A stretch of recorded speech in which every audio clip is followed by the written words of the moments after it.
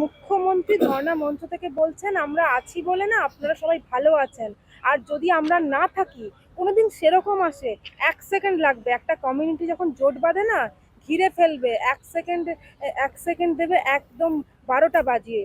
যদি নিজের 13টা না বাজাতে চান বিজেপির অপপ্রচারে কেউ ভুল বুঝবেন না, কি বলবেন? না, বলবো বলতে এবার প্রশ্ন করব। সব সময় তো তোমরা আমাদেরকে প্রশ্ন করো।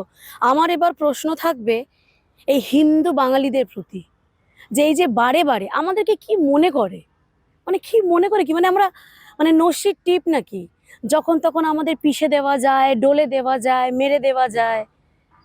তো আজকে একটা রাজনৈতিক মঞ্চ থেকে উনি একটা সাংবিধানিক একটা পদে বসে আছেন, তো সেই প্রধান হয়ে রাজনৈতিক আক্রমণ উনি করুন, করতেই পারেন, কিন্তু একটা ভাষা জ্ঞান তো ওনার থাকা উচিত যে আমি কাকে কি বলছি। ঠিক আছে, উনি, আমরা ব্যক্তি মমতা ব্যানার্জিকে আমরা যা খুশি বলতে পারি, যে খেপি পাগলি ডাইনি বুড়ি, সে আমরা বলছি, আমরা বলবো, কারণ ওনার আচরণ সেটা আমাদেরকে বলাতে বাধ্য করছে।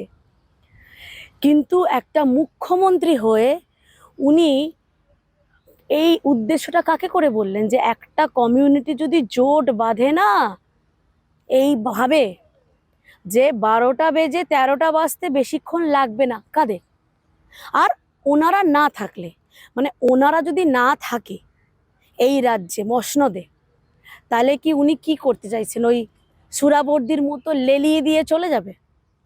এটা তো 1946-46-এর পশ্চিমবাংলা না।